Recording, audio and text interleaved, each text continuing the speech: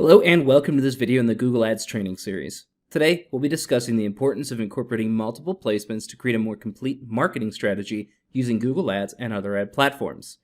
This video is intended to help curb the notion that one platform performs better than another and we should only focus our attention on that platform alone. Before we get started with the training, I wanted to remind everyone to subscribe to the channel. I put out a video every single day to build your knowledge in advertising, marketing, Shopify, and dropshipping. I do this absolutely free of charge. I also host a live call every Thursday night for the Facebook group where I give away a 1-hour consulting call. By subscribing, you're helping this channel reach more people and build out the revenue required to keep producing these videos for you. Thank you so much for clicking through. I hope you enjoy the video.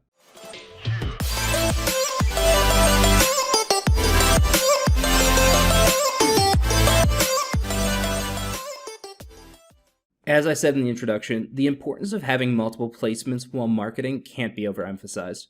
Each placement caters to a specific moment in your prospect's life, and the intent and desires in that moment may be exactly what drives your customer to act.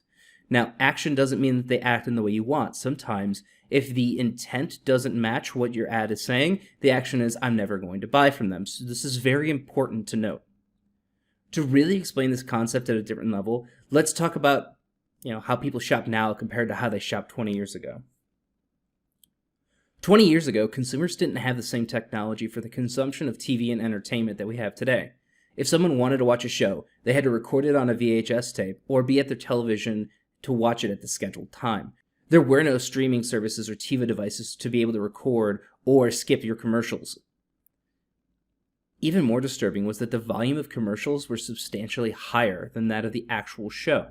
Meaning that when we stepped away from the TV during the commercials, we still heard them. People were subscribing to magazines and newspapers at a higher rate than they do today. YouTube still was not launched yet. Ready for something crazy? Google launched Google Ads on October 23rd of 2000.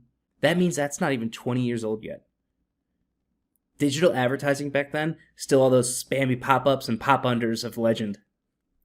If a consumer wanted a product, they'd seen a commercial or advertisement in their favorite magazine. It was even possible it was on a physical billboard. 2000, upon reflection, feels so far off due to the changes in technology in just the last 20 years.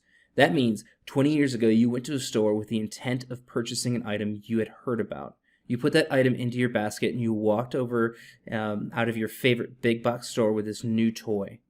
Happy and excited to put it together and start using it. The biggest fear for retail companies was buyer's remorse for a return. Fast forward to present day. You can't go 5 minutes online without someone shoving their newest products down your virtual throat. From Instagram influencers to personalized ads, there's no ducking the barrage of products and services sent your way. The worst part? They're using some amazing psychological tricks to pique your interest and get you to click. You land on their website. Yeah, you're interested. You may buy. You may not. No big deal to you. You can always come back later. Today's consumers spend less effort seeking out and finding products. Since there's less effort in getting to a product, there's less attachment to wanting to purchase it. Think about how often you'd get into a car, drive 25 minutes to your local Walmart, go hunt down what you're looking for, pick it up, look at the price, say, I can get this for 20 cents cheaper down the street, put it back on the shelf, leave the store, drive 10 minutes up the road, get into that store, pick up the same item, then say, nah, I really don't want as much as I thought I did. No, you're invested.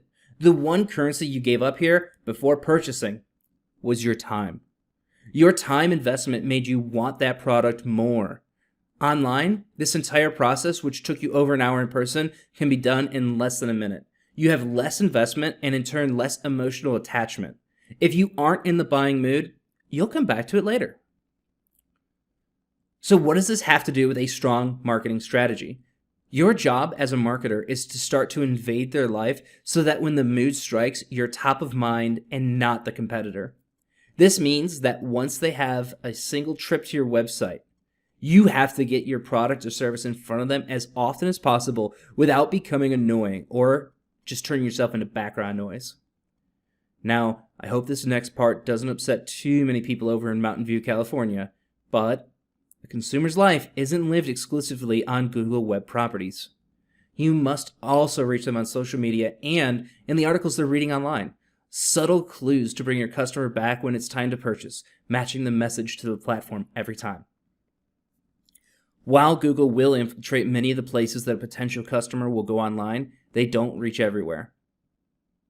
In order to make a complete marketing strategy, you have to know where your target consumer spends their time online and offline.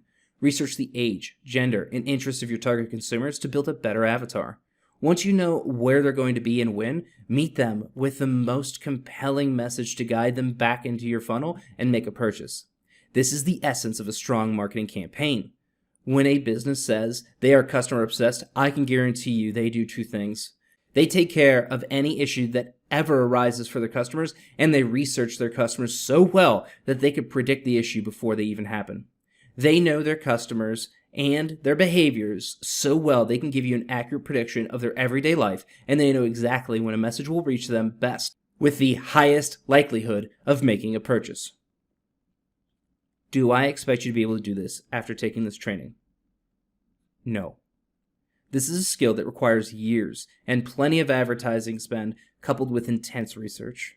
What you should expect to learn from this training series is a comprehensive understanding of the Google platform and how it fits into a complete advertising strategy for your company. That's all for today. I hope you found some value in this training. In the next training video, we'll be talking about how to perform keyword research for your business. Thanks for watching. I'll see you in the next video.